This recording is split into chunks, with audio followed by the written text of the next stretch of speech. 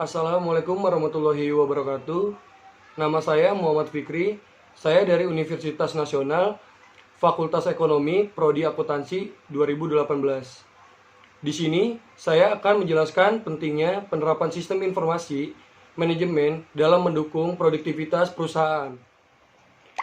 Yang pertama, saya akan menjelaskan tentang sistem informasi manajemen.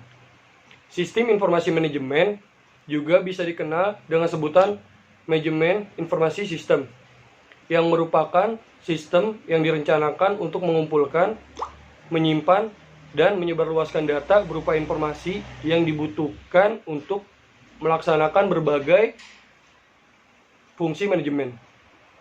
Sementara, menurut Business Dictionary, sistem informasi manajemen adalah pendekatan yang terorganisasi untuk mempelajari kebutuhan informasi manajemen organisasi di setiap guna pengambilan keputusan operasional, taktis, dan strategis.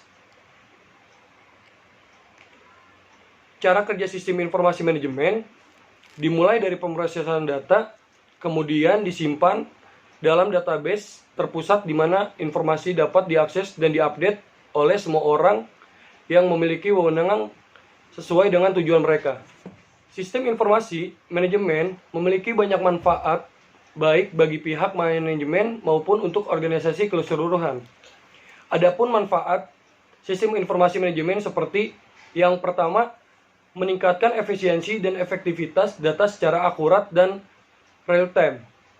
Yang kedua, memudahkan pihak manajemen untuk melakukan perencanaan, pengawasan, pengarahan, dan pendelegasian kerja kepada semua departemen yang memiliki hubungan atau koordinasi. Yang ketiga, meningkatkan kualitas sumber daya manusia karena unit sistem kerja yang terkoordinasi dan sistematis. Dan keempat, meningkatkan produktivitas dan penghematan biaya. Selanjutnya, saya akan menjelaskan beberapa penerapan yang mungkin Anda masih kurang paham mengenai bentuk sistem informasi manajemen. Untuk memperjelas, berikut ini beberapa contoh yang diterapkan ke dalam bisnis. Yang pertama, Enterprise Resource Planning. Sistem ini banyak digunakan oleh perusahaan besar, namun perusahaan dalam skala kecil juga masih dapat menerapkan sistem ini. Sistem ini biasanya digunakan untuk mengelola manajemen dan melakukan pengawasan yang integrasi antar unit di dalam perusahaan. Yang kedua, Supply Chain Management. Sistem ini sangat bermanfaat bagi pihak manajemen karena mengintegrasikan data-data seperti manajemen suplai bahan baku, mulai dari pemasok, produsen, pengecer, sampai konsumen akhir.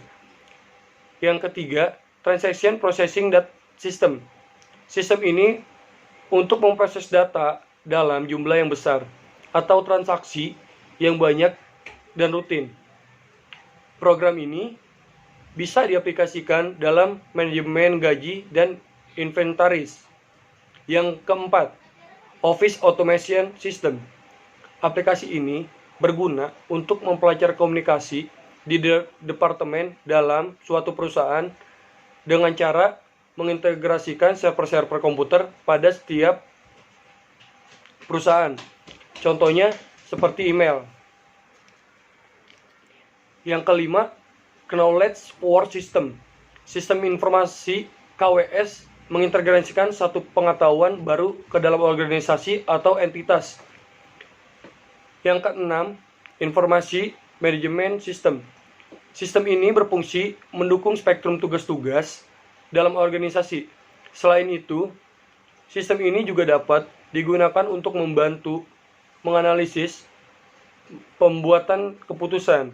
Sistem ini juga dapat menyatukan beberapa fungsi informasi dengan program komputerisasi seperti procurement.